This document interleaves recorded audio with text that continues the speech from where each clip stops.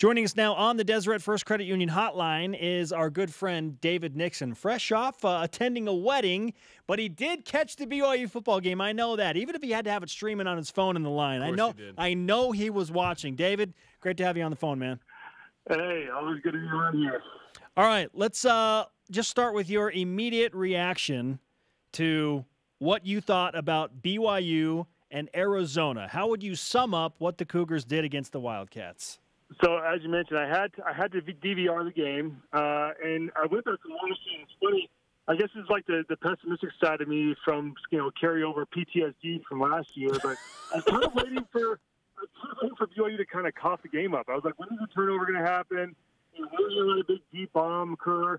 And it never happened. And we just kept playing well, and it getting better and better throughout the game. And I continue to get more and more impressed with this team. And sure enough, we pulled out a pretty convincing victory. I think the score shows it being a little closer than we kind of let off the gas pedal there late in the fourth. But man, I was impressed. I loved everything about this team. They just came out with a completely new identity, a team that was more disciplined, and more than anything, a team that finally had some energy and kind of some life thrown into it. And it was fun to watch. I mean, there were times I watched with my father-in-law, we're high-fiving, and it's something that we just didn't have last year. And yeah, BYU won 4 games, but a lot of those were against cupcakes, and finally playing against the Arizona Pac-12 team, and they looked great. And it was fun to watch. I think you kind of gave everybody a new breath of life and kind of a new outlook for this season.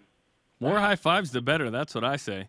Okay, Khalil Tate ran for 14 yards, which is incredible. So yesterday on Coordinator's Corner, Ed Lamb was pretty adamant that it was the BYU defense and not the Arizona Wildcat offense. We're going to play a soundbite here from Ed Lamb, and then I want to get your reaction.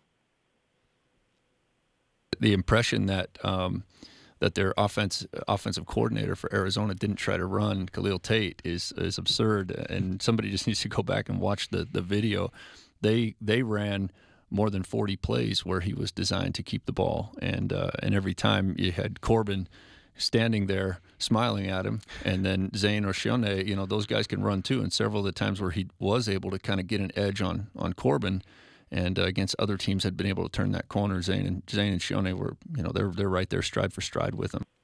Okay, David, was it BYU's defense or Arizona's offense that stopped Khalil Tate? I definitely think it's BYU defense. I agree with that, Lamb. Going back and watching the film, there were, like you said, a ton of plays where Corbin or Shione were just sitting there.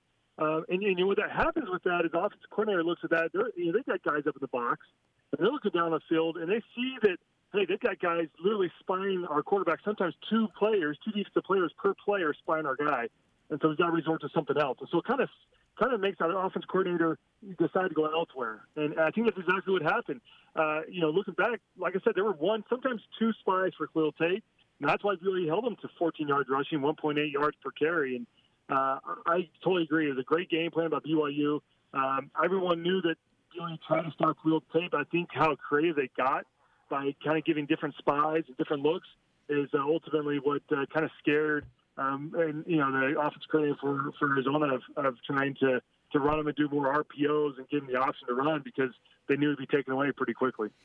David, I know we're going to see you on after further review tonight on BYUtv, but before you go here on BYUSN, I want to get your opinion on the following question. It is our question of the day.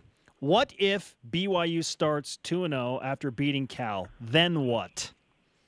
I think the true test is Game 3. I think BYU's favorites this week, and I think now everyone kind of expects BYU to beat Cal.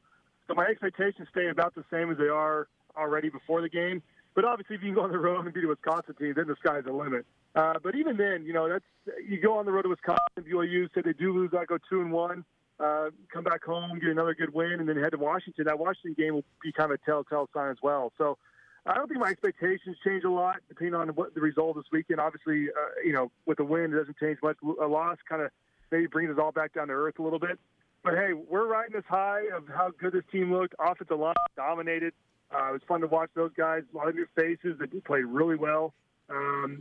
Penalties is one thing BYU's got to continue to clean up. 10 penalties is not acceptable, but no turnovers in your first game on the road is fantastic. That's all you can ask for in your first game of the year is to just play a clean game, and BYU did that. So a lot of great things to build on, a lot of things obviously to work on. We'll discuss that all on AFR today, but I think everyone's kind of excited to see how this team continues to progress and see if we can continue to build on this and see what type of season they can put together. David, congratulations. You get to do After Further Review after a season-opening win against a Power 5 team on the road. Do you even remember what that's like? I don't, and it just feels so good. I can't wait. Thanks, my friend. We'll look for you on AFR. Okay, sounds good. Take care, guys.